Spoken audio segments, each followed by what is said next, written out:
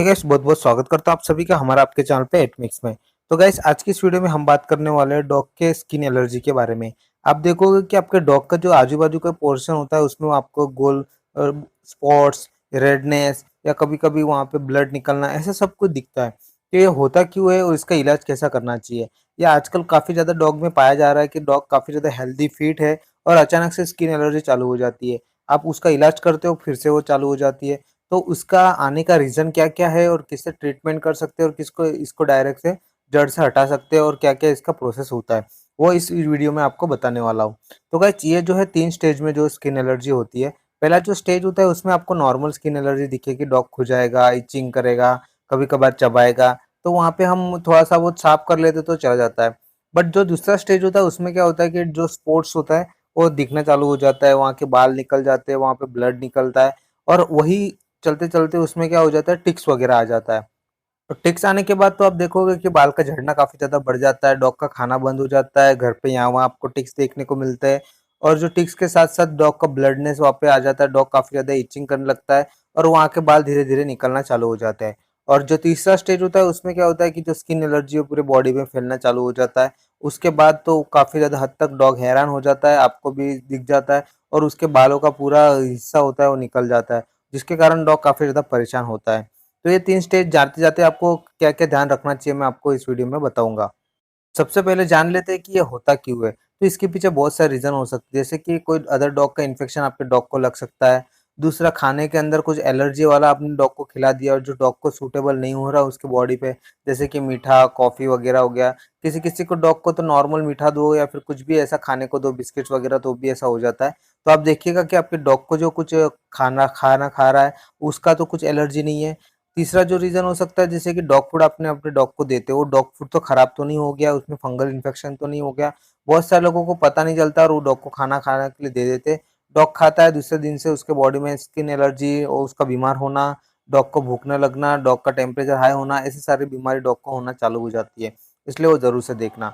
जो चौथा रीज़न हो सकता है वो है कि डॉग को बाहर ले जाते हो, तो आप देखोगे डॉग गार्डन में घूमता है या फिर यहाँ-वहाँ मिट्टी में बैठता है, तो जिसके कारण वो उसमें वहाँ पे टिक्स वगैरह हो गए या फिर कुछ एलर्जी वगैरह हो गया, तो या फिर कुछ ऐसा डॉग के बॉडी में लग जाता है, जिसके कारण डॉग का जो खुजली आना चालू हो जाता है। फिर आप उसको 4-5 दिन नहीं नहलाते, उसके बाद भी उसका स्किन एलर्जी जो है चालू हो जाता है। जो नेक्स्ट प्रॉब्लम आ सकती है, डॉग को ज़्यादा ठंडे पानी में बैठ जाना या फिर आप ऐसी जगह पे जहाँ पे काफ़ी ठंडा है, वहाँ पे काफ़ी फंगल इन्फेक्शन हो रहा है, नीचे बैठे-बैठे डॉग एक ही जगह पे बैठ रहा है और वहाँ पे साफ-सफाई आप नहीं कर रहे हो, तो उसके कारण भी डॉग का जो स्किन एलर्जी वहाँ से जो है स्टार्ट हो सकता है। स्किन एलर्जी होती है और तुरंत ही कभी भी ठीक नहीं होगी। आप देखोगे कि आपने 15 दिन की गोलियाँ अच्छे से उसको दे दिया, ठीक कर दिया, उसके बाद भी आप देखोगे कि उसका वापस से 10 दिन के बाद वापस से उसका इन्फेक्शन आ जाता है। आप बोलोगे यार अभी तो मैंने ट्रीटमेंट किया, इसके पीछे अभी 2-3 हज़ार रुपए खर्च किए और सबसे ज़्यादा जो डॉग में खर्चा होता है वो स्किन एलर्जी के ऊपर होता है। वहाँ पे आपको 2 ढाई हज़ार रुपए आराम से आपका खीसे में से चला जाएगा, आपको पता भी नहीं चलेगा और रिज़ल्ट भी आपको नहीं मिलेगा। अब देखो करना क्या है, अगर डॉग को कुछ स्किन एलर्जी हो रही है, नॉर्मल कुछ ऐसा खुजली वगैरह आए तो डॉग को अच्छे से नहलाइएगा। नहलाने के बाद आपको क्या करना है कि उसको अगर कुछ ऐसे इचिंग वाला है तो इचिंग वाला आपको शैम्पू यूज़ करना है। कुछ डॉग को जैसे डेंड्रफ हो गया तो डेंड्रफ वाला यूज़ करना है। अगर कुछ नहीं हो तो नॉर्मल वाला शैम्पू से उसको अच्छे से साफ करना है, आपको वीक में 1 या 2 बार उसको अच्छे से नहलाना है। नहलाने के बाद तुरंत उसको अच्छे से साफ करना है, आपको ऐसा नहीं गीला छोड़ देना है। ब्रशिंग वगैरह आपको करनी है कंटिन्यू।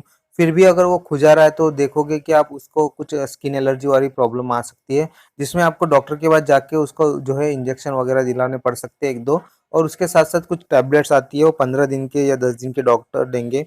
ये स्टेज 1 में आपको करना है।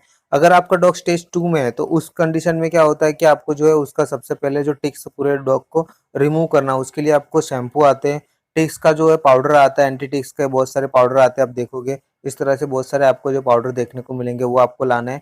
तो वो लाने के बाद आपको उसके ऊपर अप्लाई करना है। आप देखोगे कि तुरंत तो टिक्स तो नहीं जाएँगे, बट उसको थोड़ा टाइम लगेगा 10-12 दिन। आप ये पाउडर लाओगे तो वो 3 साल तक चलता है, उसका 3 या 2 ढाई साल की जो एक्सपायरी होती है तो आपको बहुत काम आएगा। उसके बाद आप हाथ का यूज़ कीजिएगा, जितना हो सके हाथ से टिक्स निकालिएगा ताकि वो ज़्यादा फैले नहीं। और जो स्किन एलर्जी होती है वहाँ पे आप देखोगे कि डॉक्टर के पास जाके वहाँ पे पाउडर या फिर कुछ ट्यूब वगैरह आती है वो आपको लगाना है, जिसके कारण वो आगे स्किन एलर्जी ना फैले।